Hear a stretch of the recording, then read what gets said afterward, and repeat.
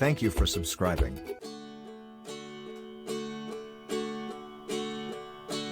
The other day, I saw a bear. Up in the woods. Way up there. The other day, I saw a bear. Up in the woods, way up there. He looked at me. I looked at him. He sized me up. I sized up him. He looked at me up. I looked at him. He sized me up. I sized up him. Oh yeah. He said to me, why don't you run?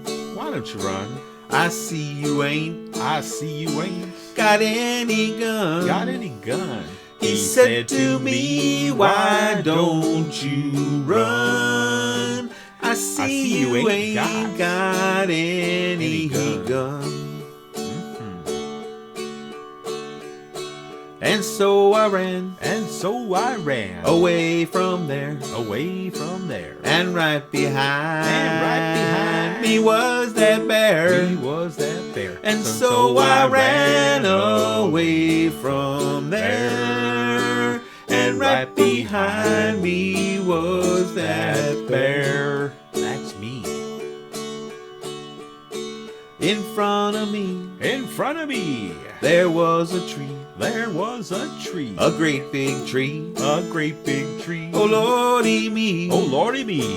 In front of me there was a tree. A great big tree. Oh lordy me. Praise him. The nearest branch was 10 feet up. I had to jump and trust my luck. The nearest branch was 10 feet up. Thank you very much, everybody. I hope you like the song. Whoopsie. A super fun little song. That song is called Bear in the Woods. I don't know who it was originally done by. I found this on the traditionalmusic.co.uk website.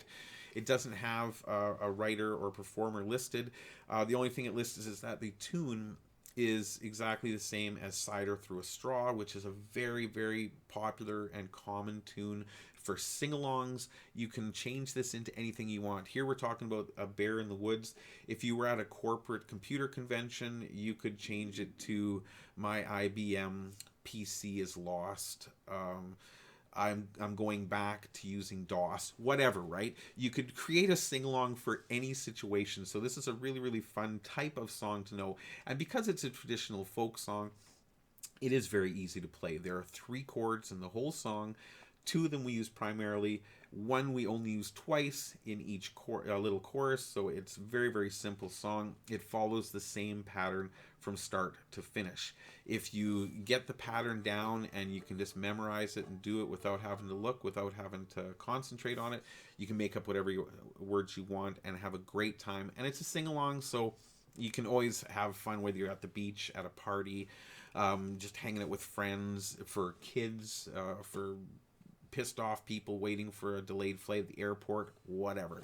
So let's take a look at it. So the 3 chords we are going to use, let's just look at them first. Of course, I will put them up here, and I will put the pattern here. Again, same pattern through the whole song, so not too tricky. We start off with a D. I use my middle finger, sorry everybody, on the bottom 2 strings of the 2nd fret. And the reason I use my middle finger instead of my pointer finger is because then, for the next chord, which is an A, I slide my middle finger up to the 1st fret, not taking it off the 2 strings, and then drop my pointer finger on the top string, and that's my A. So we have D, we have A. Simple, right? And again, once you get this pattern down, you can easily switch chords because you don't leave the fretboard, right? It's not like you're guessing where the fret position is going to be. So for beginners especially, this is a really handy way of doing the chord changes. And even more handy is the fact that the third chord is a G. Now, the way I play the G, of course, is the bar of the 3rd fret. The way I play my G is I bar the bar, or I put my middle finger again, I never take it off the fretboard, on the bottom 2 strings, and then I bar the top 2 strings with my pointer finger. The reason I do that instead of the bar, if I did this, then when I'm switching between chords, there's a lot more motion, and I'm just not comfortable with it. If you're comfortable with straight bars, go for it. You're a better player than me. Trust me. I do it this way because I have fat fingers, and this is how I learned how to play a D chord on ukulele. So for playing a G chord, an F chord, an E chord on the Merlin, it's so much easier for me to do this. And like I said, we have D planted, A planted. Now we come down and do our G planted. My finger never leaves the fretboard, right? My middle finger. So that's convenient for me, but you do what's best for you. So now we know the chords. We have D, we have A, we have G, right? Let's put them together with the chord pattern so you can see how they go. Now, this is a folk song. Probably the easiest way for me to teach this and quickest way is just to sing it and slowly and show you the chord changes. So it starts off, the other day.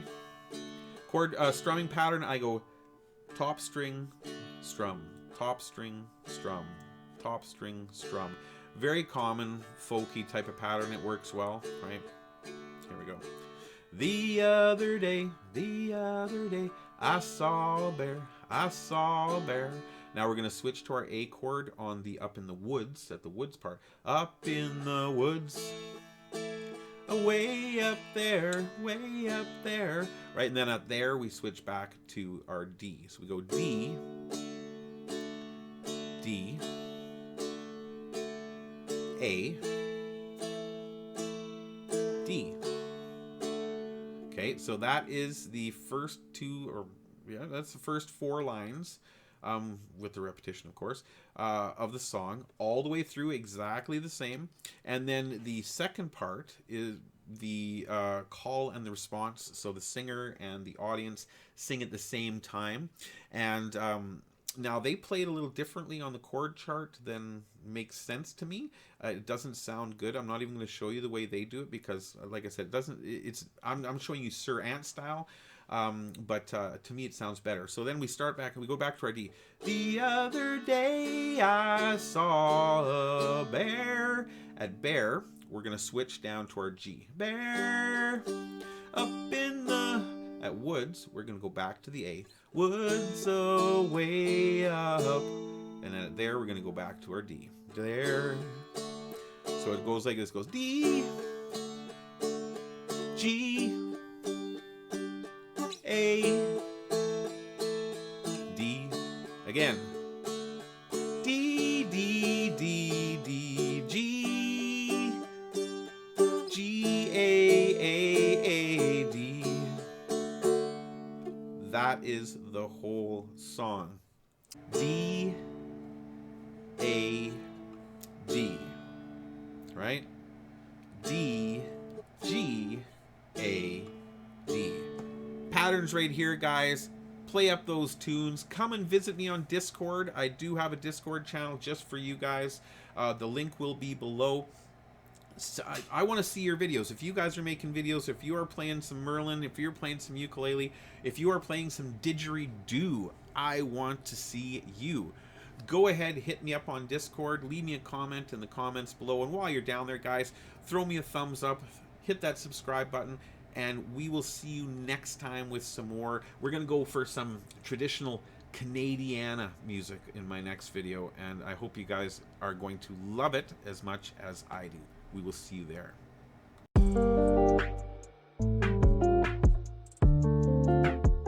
Thank you for subscribing.